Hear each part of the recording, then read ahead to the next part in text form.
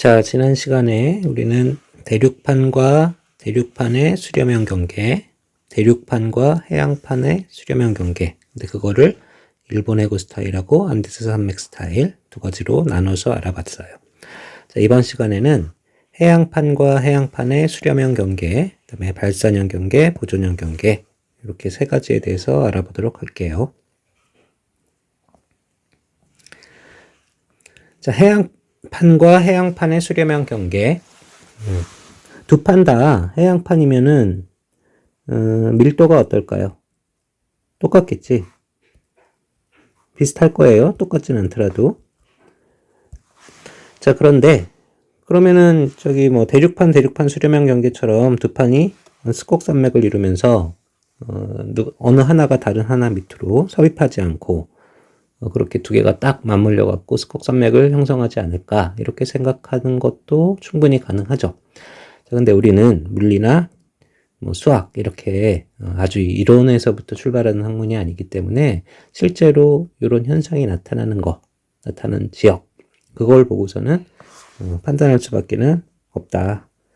그래서 실제로 이런 일이 일어나고 있는 지역이 어디가 그러냐면은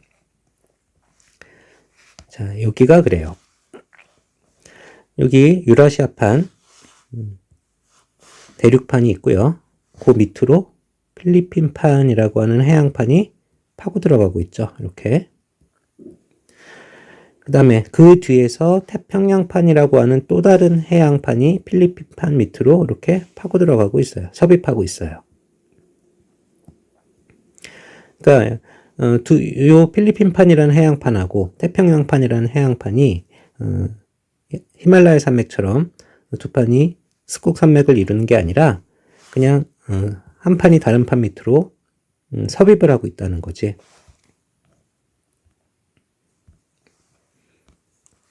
그래서 저 동네의 상황을 좀 생각을 해보면요. 유라시아판이 있고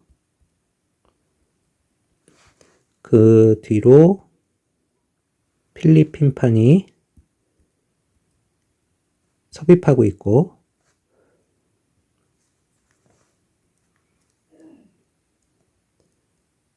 그 뒤로 다시 태평양판이 섭입하고 있다.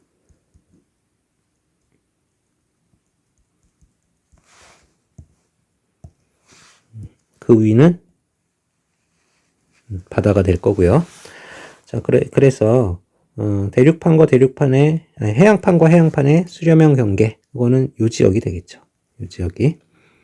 여기는 대륙판과 해양판의 수렴형 경계가 되는 거고, 대륙판과 해양판의 수렴형 경계.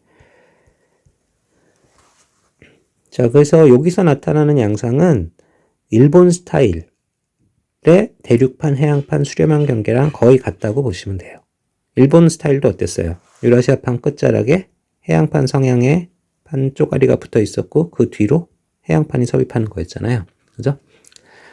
여기서는 완전 해양판과 또 다른 해양판 두 판의 수렴형 경계가 돼서 나타나는 양상은 일본 해구와 거의 비슷하다. 그래서 화산 활동은 일어나겠지. 그 다음에 지진은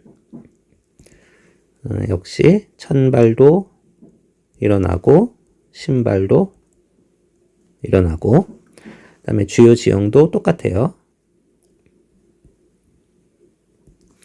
주요 지형이 해구 그 다음에 호상열도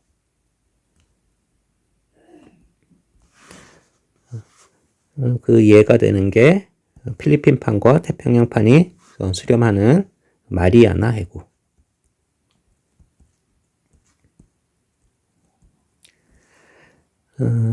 마리아나 해구는 깊이가 10,000m, 그러니까 10km 정도 된다고 해요. 그러면은 제일 높은 에베레스트 산을 해발고도 기준으로 싹둑 잘라서 마리아나 해구에 갖다가 집어넣어도 한 1km 정도 바닷물에 여유가 남는다는 소리겠지. 자, 여기서 보통 시험 문제 많이 나오는 거 하나 짚어드리면 판의 밀도 순서가 어떻게 될까요? 유라시아판, 필리핀판, 태평양판. 판의 밀도의 크기는 자, 유라시아판하고 필리핀판하고 둘이 수렴했을 때 필리핀판이 더 밑으로 섭입을 했으니까 당연히 해양판인 필리핀판이 밀도가 더 크겠지. 그 다음에 필리핀판 해양판과 태평양판도 해양판인데 두 판이 수렴했을 때 태평양판이 필리핀판 밑으로 섭입을 했으니까 밀도는 태평양판이 더 크겠죠. 마리아나 해구 위치는 여기가 될 거고 이것도 알아두시면 좋겠다. 자, 그 다음에 이제 발산형 경계로 가봅시다.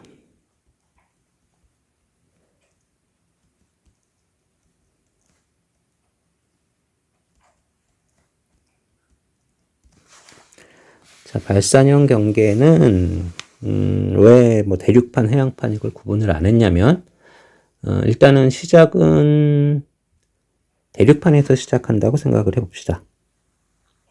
자, 대륙판이 있는데 그 밑에 연야권에서 멘틀 대류가 이렇게 일어난다고 합시다. 자, 그러면 자, 가운데 부분 여기가 제일 그러니까 판 내부에서는 이 부분이 가장 뜨겁겠죠. 왜 그러냐면 여기서 뜨거운 물질이 연야권에 뜨거운 물질이 막 올라온 부분이고 이건 옆으로 가면서 점점 식을 거 아니야. 그죠? 그러니까 이 부분이 제일 뜨거울 거예요. 그러면은 판이 어떻게 될 거냐? 대륙판이 위에가 그 가운데 부분이 살짝 열을 제일 많이 받았으니까 부풀어 오르겠지. 부풀어 오른다는 거는 저 부분의 강도가 제일 약해진다는 소리겠죠. 그러니까 점점 어떻게 돼? 찢어지게 되는 거지. 그래서 두 판이 이제 벌어지기 시작을 해요.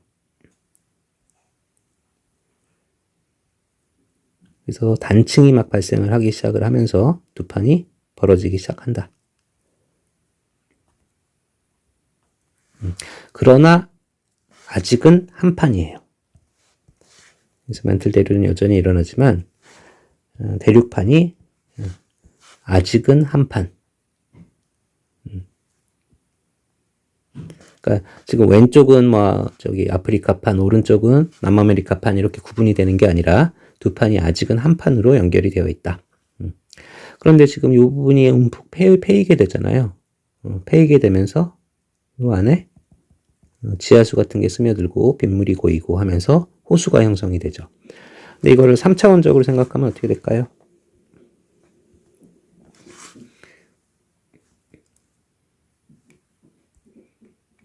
(3차원적으로) 생각하면 얘가 길게 이렇게 판이 형성되고 여기 막 단층들이 막 형성이 되고 그랬을 테니까 호수의 모양이 그냥 그 동그란 호수가 아니라 긴 호수가 형성이 되겠죠. 요거 기억해 두시고요. 자, 그 다음에 이제 어떻게 되냐? 시간이 더 지나면 이제 요쪽 판하고 요쪽 판이 더 벌어지게 되겠죠. 완전히 벌어져서 떨어져 나가고 가운데 이제 새로운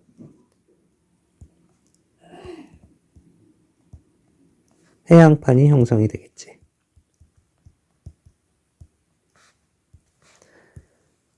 그러면서 이제는 완전히 대륙이 찢어져 버렸으니까 그 위쪽으로 바닷물이 들어올 거예요.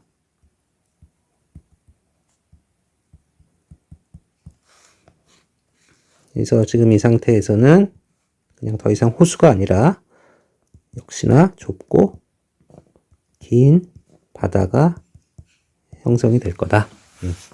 시간이 더 지나면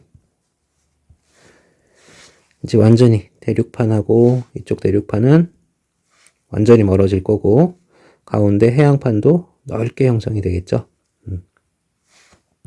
그 위쪽은 바다일 거고 그래서 이제는 더 이상 좁고 긴 바다가 아니라 넓은 바다가 형성된다. 그래서 발산형 경계가 이제 이제 여기서는 아직 요 단계에서는 발산형 경계가 형성됐다고 볼 수는 없고, 요 단계에서부터 발산형 경계가 이제 시작이 되는 건데, 그래서 여기가 뭐 1단계, 여기가 2단계, 여기가 3단계라고 했을 때, 지금 요 1, 2, 3단계가 다 한 번에 보여주는 동네가 있어요. 바로 아프리카예요. 이 그림에서 나타날까 모르겠는데, 나중에 기회가 있으면 한번 좀 제대로 된 세계 지도를 한번 찾아보도록 합시다. 자, 지금 발산형 경계가 원래는 이걸 설명한 학급도 있는데 이렇게 세 조각으로 찢어져요. 이렇게 세 조각으로 찢어져요. 그래서 아까 1단계가 뭐였어? 긴 호수였지. 그 다음에 2단계가 좁고 긴 바다였고 3단계가 넓은 바다였죠. 그래서 지금 요 동네, 아프리카의 요 동네가 현재 1단계에 해당이 돼요. 그래서 여기는 지금 검은 선에 가려져 있는데 이런 부분 보시면 파란색으로 물 표시가 되어 있어요. 여기 좁고 긴 바다들이 형성되고 있는 상태인 거야. 그 다음에 2단계 좁고 긴 바다, 이게 여기에 있는 홍해, 그 성경에서, 나는 교회는 안 다니지만 모세가 바다를 가르고서는 여기 있는 이집트에서 이렇게 해가지고 현재 이스라엘 그쪽 땅으로 저기 도망가는 그런 얘기 나오잖아요. 홍해가 2단계에 해당이 되고, 그 다음에 3단계는 이제 완전히 넓어진 바다는 지금 여기가 되겠죠. 요 해령에서 아프리카, 여기도 될 수 있고, 그 다음에 이쪽이 낫겠구나. 3단계는 지금 여기를 생각하면 되겠지. 3단계는 여기 요 동네, 그래서 해령을 중심으로 아프리카하고 남아메리카가 멀어져서 아주 그냥 제대로 된 큰 바다를 형성한 경우, 이렇게 생각할 수가 있겠다.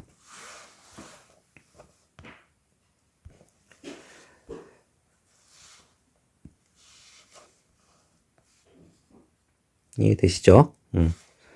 그래서 이따가 우리 왜 화산 활동, 지진, 주요 지형, 그다음에 실제 예시 이렇게 나누어서 정리했었잖아요. 그래서 아까 아프리카 남동부에 긴 호수가 형성된 지역, 그게 동아프리카 열곡대라고 불러요. 아프리카 동쪽에 줄지어 있는 골짜기 지역, 뭐 이런 뜻이 되겠죠. 그 다음에 좁고 긴 바다가 홍해가 그 예시가 될 거고, 넓은 바다는 대서양이 그 예시가 되겠지. 그래서 대서양 양쪽 끝은 이쪽이 이제 아프리카가 될 거고, 이쪽이 남아메리카가 될 건데, 양쪽 끝에는 대륙판과 해양판의 경계에 해구가 발달하지 않는다. 그래서 이게 태평양하고 대서양의 차이가 되겠죠. 자, 그 다음에 이거 정리해보죠. 자, 처음에 화산활동.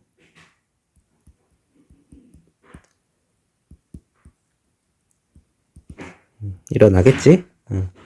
뭐, 여기 해령에서도 그렇고, 그 다음에 여기서도 이제 뭔가 균열이 생기고 그랬으니까 밑에서 마그마들이 비집고 올라올 거 아니야? 그죠? 화산활동은 일어나고, 자, 지진은 판이 다른 판 밑으로 섭입하는 게 아니니까 천발 지진은 발생하지만 신발 지진은 발생하지 않는다. 그 다음에 주요 지형은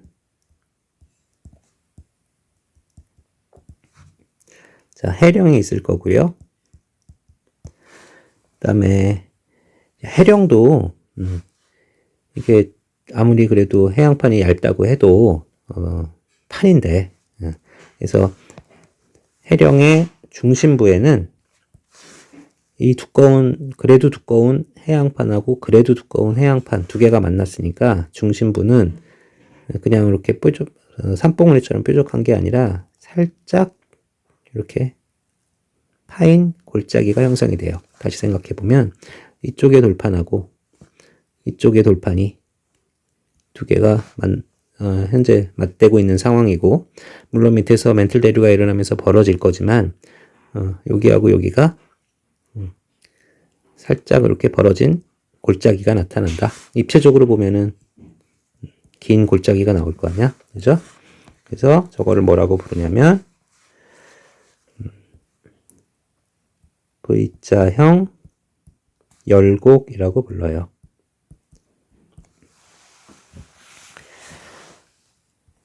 저게 뭐, 이 두 가지 정도가 주요 지형이 되겠고, 그 다음에 얘에 해당되는 거는, 아까도 말씀드렸죠? 동아프리카 일곡대, 단계별로.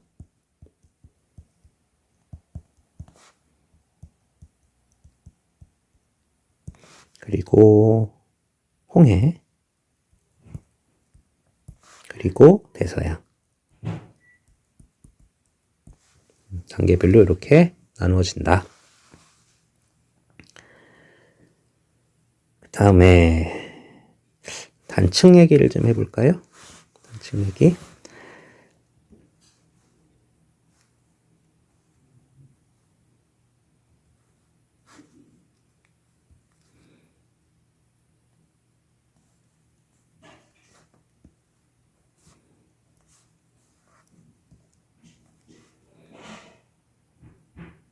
자, 두 암석 블럭이 이렇게, 여기가 이제 금이 간 거예요. 금이 갔는데 서로 밀어주는 힘에 의해서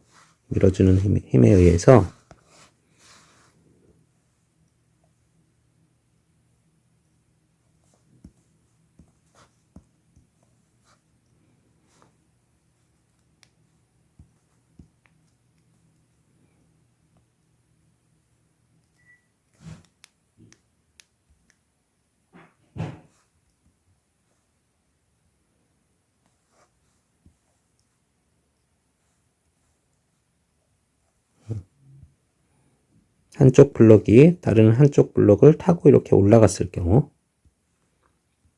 이거를 역단층이라고 불러요. 반대로 두 블럭이 있었는데 이제는 밀어주는 힘이 아니라 당겨주는 힘에 의해서 두 블럭이 움직이면 어떻게 움직여?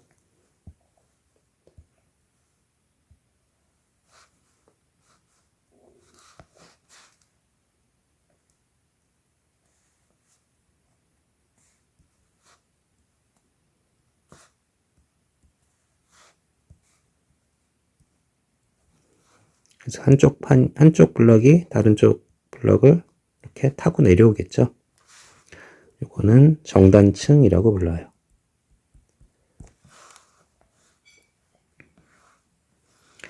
그 다음에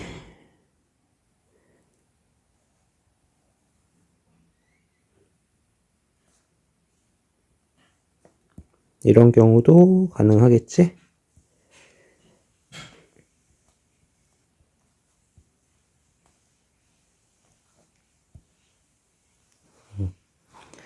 그냥 이렇게 엇갈려 가는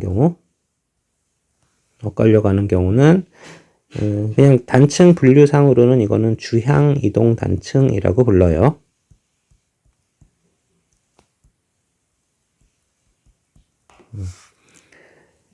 그래서 이렇게 양쪽에서 밀어주는 힘, 이거는 횡압력이라고 많이 표현을 하고요. 그래서 이 역단층은 판의 경계 중에서는 어디서 주로 나타나게 될까요? 그죠? 수렴형 경계에서 주로 나타나게 될 거고,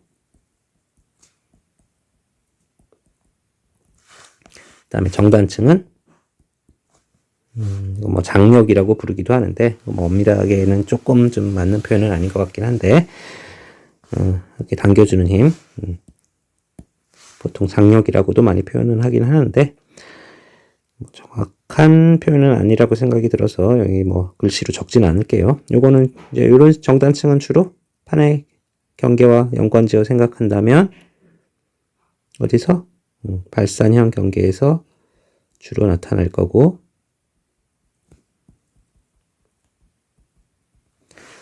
자, 그 다음에 아직은 우리 정리는 안 했지만 이렇게 엇갈려 가는 거, 요거는 보존형 경계.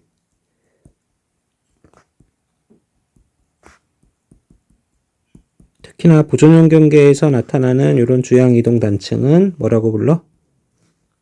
변환 단층이라고 부르죠. 미리 좀 땡겨서 합시다.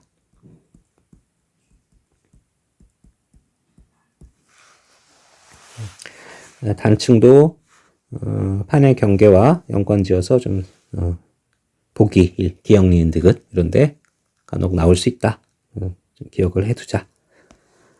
자, 그 다음에 이제 마지막으로 보존형 경계 정리해 봅시다.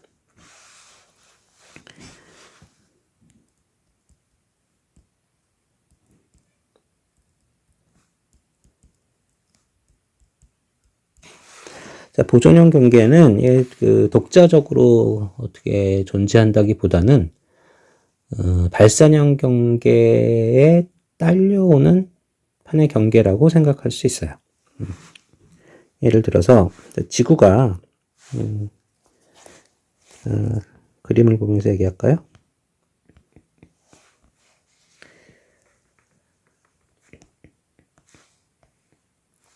자, 지금 대서양 같은 경우에 여기서부터 여기까지 거의 북극 근처에서, 여기가 그린랜드잖아요. 그린랜드. 여기서부터 여기까지가 남극 근처까지, 남극판 있는 데까지 대서양을 가로질러 보존형 경계가 쫙 분포하고 있단 말이지. 그러면 상식적으로 생각해서 멘틀 대류가 여기, 여기, 여기, 여기 계속 다 일어난다고 보기가 쉽지가 않죠. 그래서 사실 멘틀이 올라오는 부분은 군데군데 있다고 생각을 해야 돼요.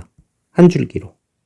멘틀이 지구 외핵이 있으면 여기가 멘틀이고 여기가 얇은 지각이라고 했을 때 멘틀이 여기서부터 여기까지 그냥 무슨 길다란 가스레인지 켜놓는 것처럼 쭉 올라오는 게 아니라 군데군데 뜨거운 물질이 군데군데 들어온다.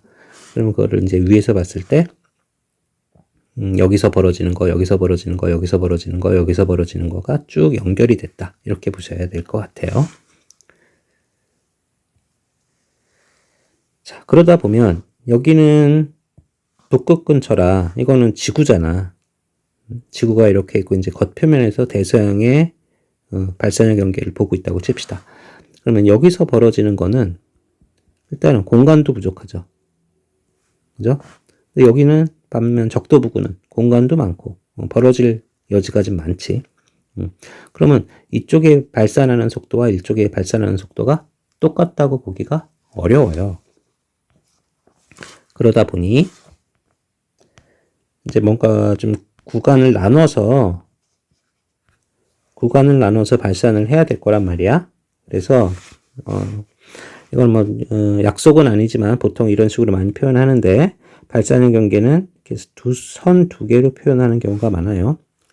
그래서 이쪽에 A판이 있고 이쪽에 B판이 있을 때 여기 발산형 경계가 있다. 그럼 조금 떨어진 데 또 발산형 경계가 있고 또 떨어진 데 또 발산형 경계가 있고 또 발산형 경계가 있고 그래서 이쪽은 B판이고 이쪽은 A판이고 그러면 지금 요 두 선들 요 네 개의 두 선들 얘네들은 분명 A판과 B판의 경계죠. 그래서 요 두 경계를 중심으로 양쪽으로 판이 벌어지지.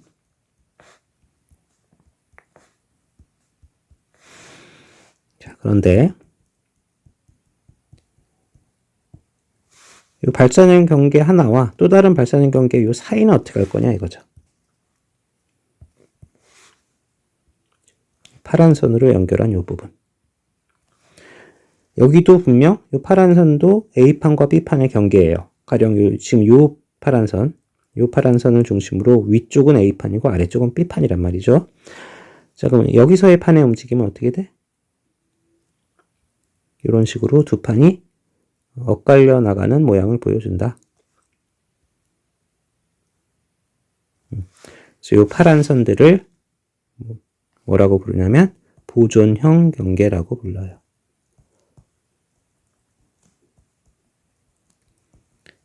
여기서 이제 보존이라는 말을 쓰는 거는, 자, 보존은 뭔가 지킨다 뭐 이런 뜻이잖아요. 그죠?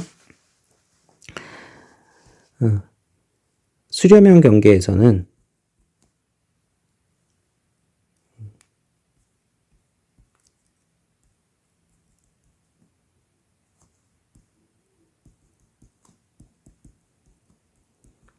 어떻게 돼? 기존의 판이 땅속으로 섭입해 들어가면서 노가 없어지죠. 그래서 판이 소멸한다, 없어진다 이런 얘기를 하고요. 그 다음에 발산형 경계는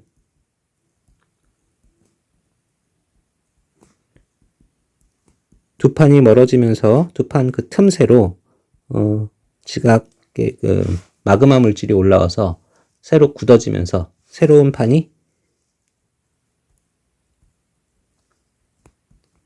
형성된다, 생성된다. 이런 표현을 쓴단 말이야. 판이 생성된다. 자, 근데 보존형 경계는 어때요? 만들어지지도 않고 있던 판이 없어지지도 않고 그러면서 그냥 그대로 유지가 되는 거죠. 그래서 보존이라는 말을 쓰는 거죠. 자, 그래서 자, 이 동네 화산활동 정리해볼까요, 이제?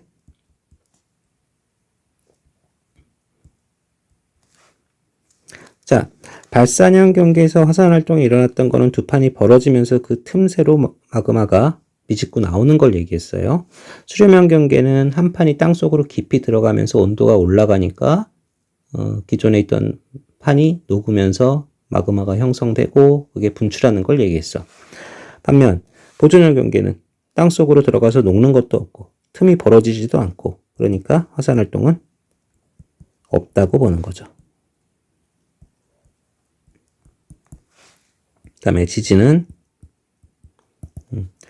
자, 얌전히 떠 있는 상태에서 두 판이 그 마찰을 일으키니까 천발 지진은 발생하지만 다른 한 판이 다른 한 판 밑으로 섭입하는 건 아니니까 신발 지진은 발생하지 않는다. 그 다음에 주요 지형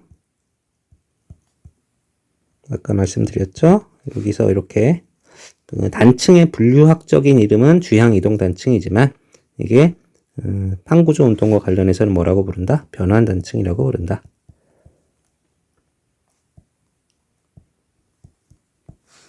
그 다음에 이제 이해가 되는 동네가 자, 생각해 봅시다. 얘는 보존형 경계는 독자적으로 존재한다기보다는 발산형 경계에 딸린 식구로 따라다니는 거잖아. 발산형 경계가 형성이 되면은 그거에 딸린 식구를 보는 거죠. 그러다 보니까 발산형 경계는 그 궁극적으로는 다 어디로 가게 돼? 옆에서 볼까요? 궁극적으로는 다 바다 밑바닥으로 내려가게 되죠. 그러니까 대부분의 보존형 경계도 다 바다 밑바닥에 있어요. 그것도 바다 한가운데. 그러니까 연구하기가 쉽지가 않죠. 근데 얘가 땅 밖에 나와 있는 동네가 그 유명한 동네가 한 군데 있어요.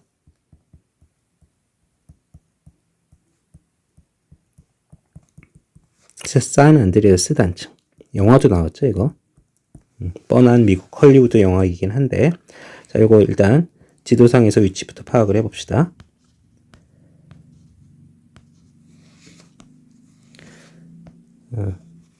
요 동네예요, 요 동네. 요 동네. 그럼 얘는 왜 변환단층, 보존형 경계가 물속이 아니고 땅 밖으로 나오게 됐냐? 자, 보시면 판의 발산형 경계라고 하는 거는 발산형 경계를 중심으로 양쪽에 쌍으로 짝이 맞아서 해양판이 존재를 해야 돼요. 그죠? 얘가 벌어지면서 새로운 해양판을 만들어내니까 이쪽에도 해양판이 있어야 되고 이쪽에도 해양판이 있어야 돼. 그러니까 발산 및 보존형 경계 그 양쪽으로는 해양판이 있단 말이죠. 대서양의 경우는 그게 맞아요. 그 다음에 이쪽 인도양을 잠깐 볼까요? 인도양을 봐도 지금 그림이 인도양은 그 양쪽으로 찢어져서 그려져 있어 갖고 좀 그렇긴 한데 발산형 경계, 보존형 경계를 중심으로 해양판이 존재를 해요. 두 개가 쌍으로 존재해. 자, 근데 태평양의 경우는 지금 남반구 쪽은 발산형 경계 및 보존형 경계 여기를 중심으로 태평양판과 나스카판이라고 하는 두 판이 쌍으로 존재를 하죠. 근데 북반구 쪽은 어때? 이쪽은 태평양판이 있고 여기 발산형 경계가 지나가는데 이쪽에는 해양판이 없어. 그렇다고 해령에서 새로운 판이 만들어질 때 북아메리카판이라고 하는 대륙판이 만들어진다. 이렇게 볼 수는 없단 말이죠. 그래서 이 동네 지금 상황이 어떻냐면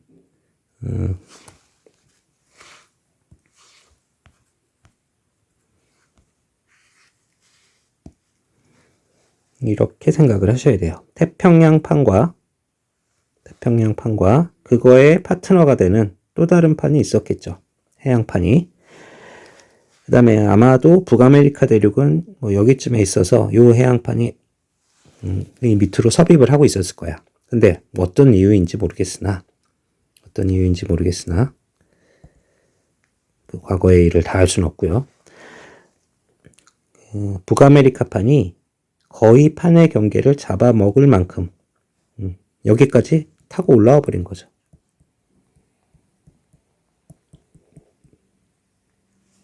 여기는 태평양판. 그 다음에 지금은 완전 북아메리카판 밑으로 들어가 버린 태평양판의 파트너. 예. 그러다 보니 해령이 대륙판, 북아메리카판 끝에서 거의 맞붙어 있는 셈이 돼버린 거예요. 그러다 보니 여기서 발산형 경계도 발생하고 보존형 경계도 발생하고 보존형 경계가 움직일 때 그 위에 얹혀져 있는 북아메리카판도 덩달아 같이 움직여 버린다라는 거죠. 같이 찢어져 버렸다라는 거죠. 밑에 있는 게 찢어지니까. 그래서 지금 북아메리카 대륙 쪽을 보시면 그림을 내가 제대로 그릴 수 있을지 모르겠네. 이쪽에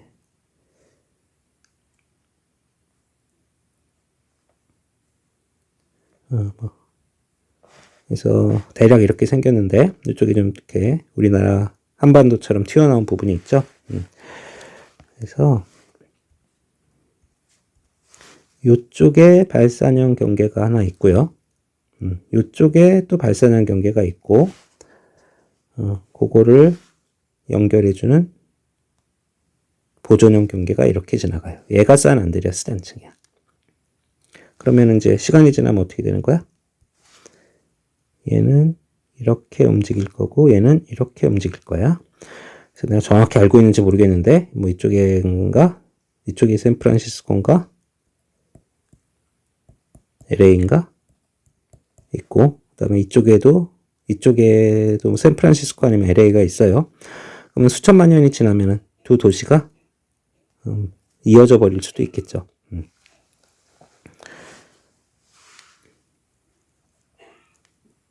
자, 그래서 보존형 경계는 원래 땅 속에 주로 이제 분포를 해야 하지만, 그러니까 바다 한가운데 분포를 해야 되지만, 북아메리카 대륙 그 밑에 그 태평양판의 파트너가 되는 해양판, 그러니까 북아메리카 대륙이 태평양판과 그 파트너판의 발산형 경계를 거의 덮어버림으로 인해서 산 안드레아스 단층이 육지까지 드러나게 됐다. 그런 특징을 보여요. 지금 시간이 거의 다 돼서 자세히 설명드리기는 어렵고, 하여튼 요 산 안드레아스 단층, 요 동네가 좀 시험 문제 잘 나올 수밖에 없는 게 발산형 경계도 있고 보존형 경계도 있고, 그 다음에 얘들이 궁극적으로는 어떻게 돼 있어? 북아메리카판 밑으로 이렇게 섭입해서 들어갈 거란 말이지. 그러면은 뭐도 나타나는 거야? 수렴형 경계까지도 나타나는 거죠. 시험 문제 아주 잘 나오는 동네 중에 하나예요. 자, 그래서 일단 이렇게 정리가 됐다고 볼 수가 있고요. 10점 하나를 더 했으면 좋겠는데 여러분 그러면 너무 집중력이 떨어지겠죠. 35분이 벌써 지났네. 자, 요거까지 일단 마무리 짓고 10점, 그다음에 플룸 구조론 이런 것들은 학교에서 오프라인으로 만났을 때 수업을 해보도록 할게요. 자, 고생 많았습니다. 오늘 여기서 마칠게요.